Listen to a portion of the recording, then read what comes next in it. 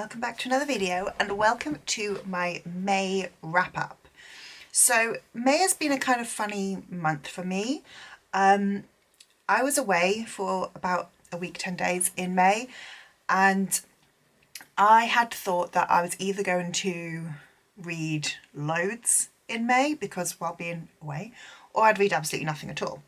And even before that, at the start of the month while I was at home, I was just kind of like not really sure what I was in the mood for. I was picking up loads of books. I think at one point I had 8 books on the go at once, which is too many.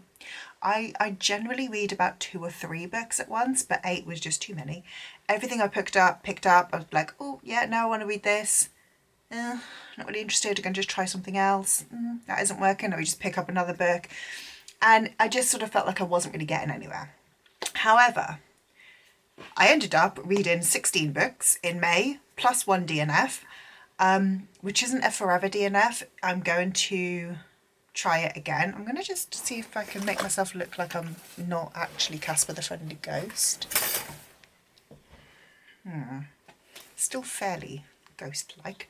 But yeah, so I read 16 books plus 1 DNF in May, which is brilliant. I was expecting to end the month on about like 6 books, to be totally honest. There was a point halfway through the month when I had barely finished. I think I'd finished 1 book and I had so many on the go and I was not making progress anywhere. But I've got quite a lot of books to talk through, so let's go through what we've got. I am going to just shimmy over and go through my stats. So like I said, I read 16 books and 1 DNF.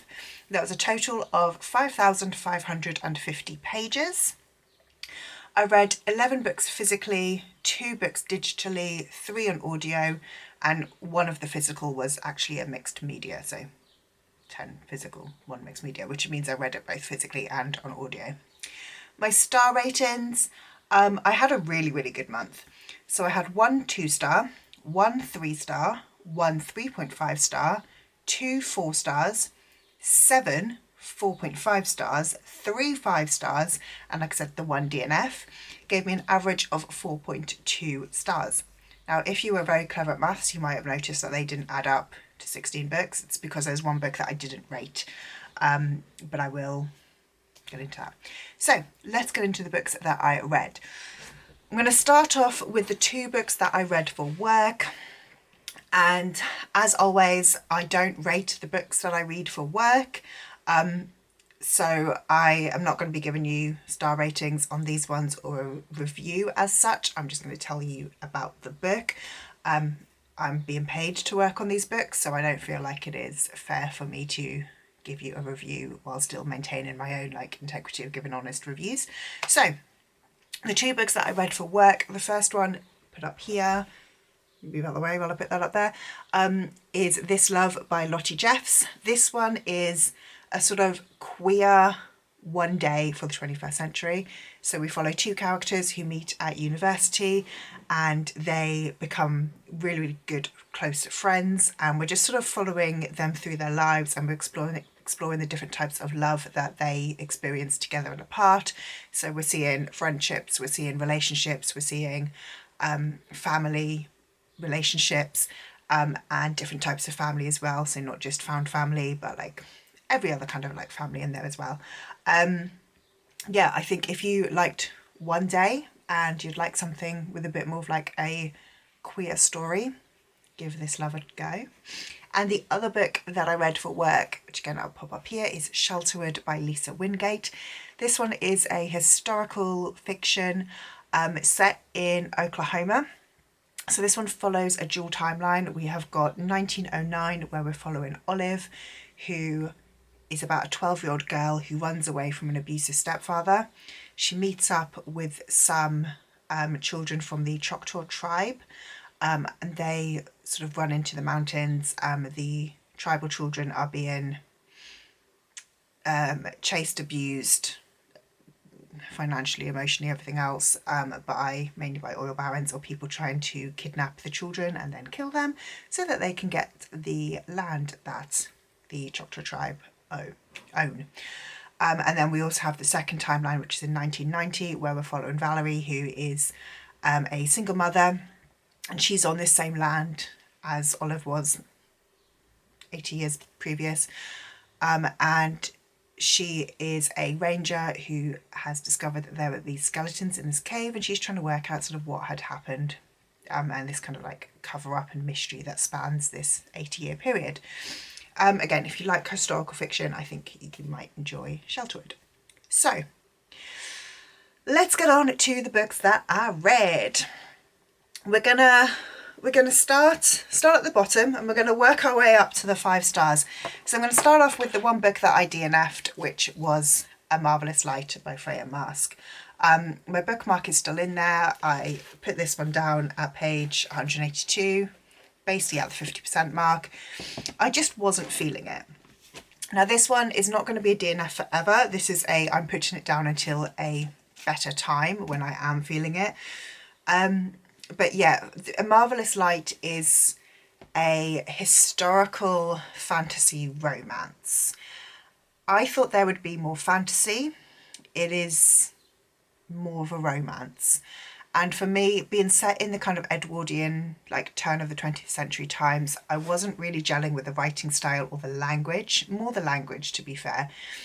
And it was a very, very slow burn of this romance. Even at this 50% through, nothing romantic has started. You know, the romance, we're seeing a little bit of mutual pining, but we're not actually seeing any romance. This one I'd picked up in my book box battle because the first chapter really, really intrigued me. However, the first chapter felt more like a prologue because the events of the first chapter are not really part of the storyline. I mean, they are. That's kind of the catalyst of like the mystery that our characters are looking into. But like I said, it's more of a romance where it's a character relationship based rather than a fantasy where we want to learn about the magic, or even a mystery where we want to solve this problem. And for me, I was expecting a little bit more of the fantasy or the mystery, and I wasn't getting that. And like I said, I wasn't really gelling with the language either. So I have put this one down for now. I will get to this one again. This is a book, so me and my friends have this biannual book swap where we read a book, we annotate it, and then we swap it around, and you know, the next person reads and annotates. And A Marvellous Light is actually in that book swap. So I know that I will be getting that book at some point. And I think reading that with other people's annotations is going to be a more appealing way for me to read it. But again, I think I just had the wrong expectations going into A Marvellous Light. Okay, moving on to the books that I finished. First of all, I've got a 2-star, which was The Man Who Died by Antti Tuomainen. This one is a Finnish noir, and I just didn't really get it. I'll link the vlog where I read this one. This one was for my wrapped up vlog. It follows a main character who has been, like, he owns this mushroom business and he has been slowly being poisoned. So the doctor's given him literally a couple of weeks left to live. And he's sort of decided that his wife is the poisoner, and he's going to work. He sort of has this idea that in the 2 weeks left of his life, he's going to save his mushroom business. And this is all just about his mushroom business. And I wasn't really interested in the mushroom business at all. I didn't think that this one was very intriguing. Even by the end, I wasn't like, I didn't care about the mystery. I didn't care about this main character and who had poisoned him. Like, I really just didn't care at all, I'm afraid. So 2 stars. Probably should have DNF'd it, to be honest. This will now be being unhauled. My 3-star book I'm going to pop up here was Practice Makes Perfect by Sarah Adams. This one I read mainly on audio. I did read a bit of it physically, but it was mainly on audio. This one is a romance set in a small town following this girl who is a florist, and she wants to learn how to date, and so she gets a friend to teach her how to date. It was very cute. It is a closed door romance, a clean romance, and I enjoyed it. I liked it. I thought it did take me half of the book to get into it. At the kind of like second half of the book, I was more invested in their relationship. I enjoyed getting to know the two of them a little bit more, and seeing like that relationship develop. But it was 50% of me just rolling my eyes going, oh my God, get a move, like get a grip. The family relationships I liked. I thought that they were really nice. And but again, I also kind of was wanting to, well, to be honest, to slap some of the sisters and people, because it's just like, what are you doing? Yeah, I liked it. I can see why people do enjoy this series. For me, it wasn't the best romance that I have ever read. Okay, moving on to my 3.5, and that is The Viscount Who Loved Me by Julia Quinn. This is book 2 in the Bridgerton series. So I decided to continue reading the Bridgerton series while waiting for series 3 part 1 to come out. I only got up to this one. I prefer the series. I prefer the TV show. And honestly, I am in awe of Shonda to be able to take the content of this book and make it into the incredible TV show that she has. I really like Anthony and Kate's relationship, but I think I loved them in the show so much that the book couple just felt quite bland. There was a lot that I was like, what are you doing?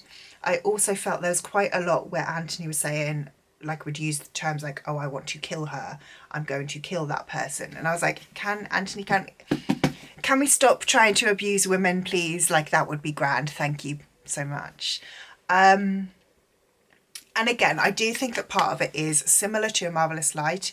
It's that writing style and that language of that kind of, and again, I know this isn't Edwardian, this is older, but that sort of upper class, what-ho old chap kind of writing style, I'm not a fan of. I find it a little, like, it kind of gives me the ick. And I think that was my problem with this one. I am going to continue the series. And I know the next book is Benedict's story. And again, I know a lot of people say that this book is the best in the series. So the fact I gave it 3.5 and it's the best in the series doesn't hold huge hope for the rest. But I do want to continue the series because I feel like if I can read ahead of the TV show, I might enjoy the books a little bit more. Because the other thing is, obviously the book is very different to the show. And I was kind of negatively comparing them throughout my reading experience, whereas I think if I didn't have that already existing show to be able to like kind of compare the book to, I might enjoy a little bit more. So I've got Bella down here. Okay, on to my 4 stars. So I'm only going to talk about one of my 4 stars, and that one is Jade War by Fonda Lee. I really enjoyed this one. This did take me quite a while to read, because I read most of it on audiobook. I think actually I read all of it on audiobook. But this one is one that I read on audio while I was travelling. So on flights and also on the coaches that we took across Italy. I really enjoyed this one. I read Jade City about 18 months ago. So I'm really glad that I managed to continue this series. I do want to pick up Jade Legacy ASAP. Again, I felt like the world had expanded so much more compared to where we were in Jade City. I really loved the characters. I loved the character development. I loved all of the, like, there was so much drama. There were times, and again, I was listening to this on a coach in Italy, and I had like got like my sweater on my lap and I'd literally hidden my face behind it because towards the end I was like, oh my God, help, what is happening? Oh my God, I can't. And when I finished reading the book, I sat next to my friend and I was like, I know you haven't read this book, but I just need to talk about this book. I need to talk about it. Really enjoyed it. I definitely do want to pick up Jade Legacy ASAP. But like I said, I've got quite a lot on my TBR this month. I was hoping to read this series along with the Bookstara Readalong, and Jade Legacy is their June book. So if I can pick it up in June, I might be able to like catch up. I won't be able to make the live show because the live show is scheduled for 1 a.m. my time because I'm in the UK and no one else in the thing is. So that doesn't suit me, but that doesn't mean that I want to, you know, I still would like to kind of like watch that live show back. So yeah, I will also tag everyone from the Bookstara group down below because off the top of my head, I can't remember everybody. It's one of those days. Right, let's get into the pile of 4.5 stars. I've got a few of them. I'm going to talk about 3 of them in one. So I'll link it up here, but I did my first Jacqueline Wilson reading vlog in May, and for that one I read Story of Tracy Beaker, Bad Girls, The Suitcase Kid, and one more which I'll get to because I was 5-star. These 3 were all 4.5 stars. I loved them. These were favourites that I had read from childhood. I'm not going to go into a load of detail on them because I've got a whole vlog just reading these books, but they're fantastic. I had such a good time. I think that these 3 also all really, really hold up as well. They all were published in the 90s, and you know, sometimes when you read a book that was published, especially in the 90s, there's problematic elements and you're like, not a fan. But I think these 3 all hold up, so highly recommend. The last book that I read in June was Tales of the Shadowhunter Academy by Cassandra Clare et al. There's a whole host of them who wrote this book. This is a series of 10 short stories told from Simon's perspective while he is in the Shadowhunter Academy. So Simon, if you haven't read the City of Bones series, just like skip this part because it'll be slightly spoilery. But at the end of City of Heavenly Fire, Simon is made mortal again. His memories have been erased, and Magnus offers to try and return some of his memories, but he will need to ascend and become a Shadowhunter to get them all back. So he joins the Shadowhunter Academy. I really enjoyed this. Like I said, 4.5 stars. I really liked Simon. I loved George. Love George. Like, what a great character. And I really enjoyed like the little cameos that we got in here. I wanted to pick this one up because earlier this year I'd read Lady Midnight, which happens after this book. And there were things referenced that I was like, I needed to have read Simon's story before I read that book. So I've kind of done it backwards, but now I'm ready to continue the Lady Midnight series, which I can't remember what the series is called. It's not Infernal Devices. It's the Dark Artifices. There's so many. So I do want to continue with that series, but I am really happy that I read this one. I've said this many times when I talk about Shadowhunter books.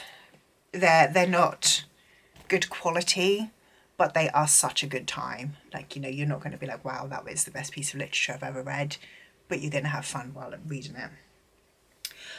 The next one that I want to talk about in my 4.5 pile is Only a Monster by Vanessa Len.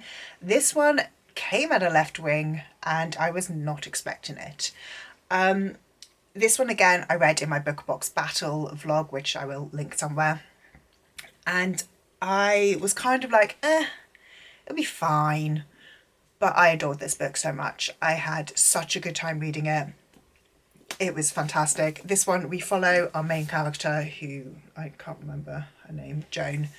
We follow our main character, Joan, who is staying with her family, like her grandmother and her family over the summer. And her grandmother mentions that the whole family are monsters. And Joan's like, what are you talking about? We're not monsters. Monsters are like evil. What you want? Something happens. Joan realises that her whole family actually are in fact monsters and they can steal time from people. They can time travel, but by doing that, they take that period of time off a human's life. So if you wanted to go back in time by a month to relive a month, you would have stolen a month of somebody's life. Joan then gets mixed up with this guy who is a monster hunter, like a legendary monster hunter, and has to sort of try and basically trying to save the world. I loved this book. I was so surprised. I had such a great time with it, honestly. This one came in a Fairy Loot box in, I want to say in like about 2022. Yeah, 2022. If this is one that is languishing on your shelves from 2022, where it arrived in your box and you're like, you might read it, but it doesn't sound great, pick it up because it's really, really good. Trust me. Would I lie to you? And then I think this is, oh no, I've got two more 4. Ooh, about to drop that one.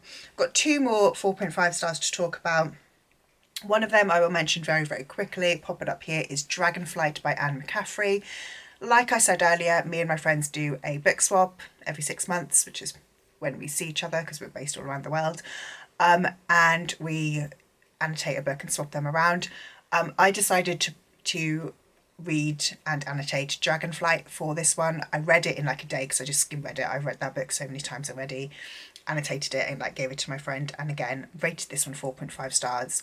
I had such a great time going back into that world. I love the Dragons of Pern series. I think it is a series that a lot of people are sleeping on. I will put my hands up and say this book was written in the 60s, in the 1960s, okay? It's over 60 years old. There are some problematic elements to this book. However, I feel like the positives of this book outweigh the problematic elements that there are and of the series. Like, for example, you know, there is language choices that would not be acceptable today. So there is sort of patriarchal, sexist and like almost abusive language choices, which I would not, you know, condone in a book written today. But because of the fact that it was written 60 years ago, I feel like I can forgive some of the language choices that were acceptable at that time. Also, this series gets super gay and I'm here for it. Okay, we are on the home stretch. The last 4.5 star book I want to talk about is Mortal Monarchs by Dr. Susie Edge. This is a book that basically I follow Susie Edge on TikTok. She makes these fantastic TikToks about like the kings and queens of the UK, and I just have a fun time following them. I grew up watching Horrible Histories, and this kind of, you know, feeds into that little amusement part of me. And so this is a book of how every single king or queen of the UK over the last 1,000 years has died. That was it. I had a great time. Like I said, 4.5 stars. I listened to this on audiobook. Listened to this literally while I was driving back from Stansted Airport down to my parents and then back home again. It was just a fantastic time. I learned a lot of information that will be useful in a pub quiz, but no other place. And just, it was great just listening to Susie's voice because she narrates the audiobook and she's fantastic.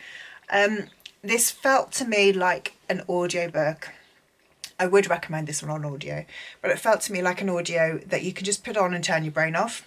You know, you're not going to learn anything from it that is going to change your life. You know, it's not a sort of self-development book.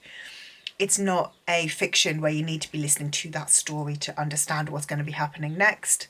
It is literally every single chapter is how every monarch died. So every chapter, I think the longest chapter was about 15 minutes long on 1x speed audio. So, you know, they're not long chapters. You can just kind of listen to a couple. Again, I'm sure if you read it physically, it'd be great as well. I had a fab time. It's a bit of a curveball, but it was fun. Finally, I'm going to get into my 5 stars. So I'm going to start off, because I'm not going to talk about this one for too long, with Dustman Baby by Jacqueline Wilson. Again, I read this one in my Jacqueline Wilson reading vlog, and you can find out all of my thoughts there. This book made me sob like an absolute baby. This one we follow April, who was abandoned as a newborn in a bin. And now on her 14th birthday, she's kind of going back through all of the care homes and houses that she lived in to try and kind of see, can she find her mother again? And it's basically just a story of love and found family, and how you don't always know what you've got until it's gone, and just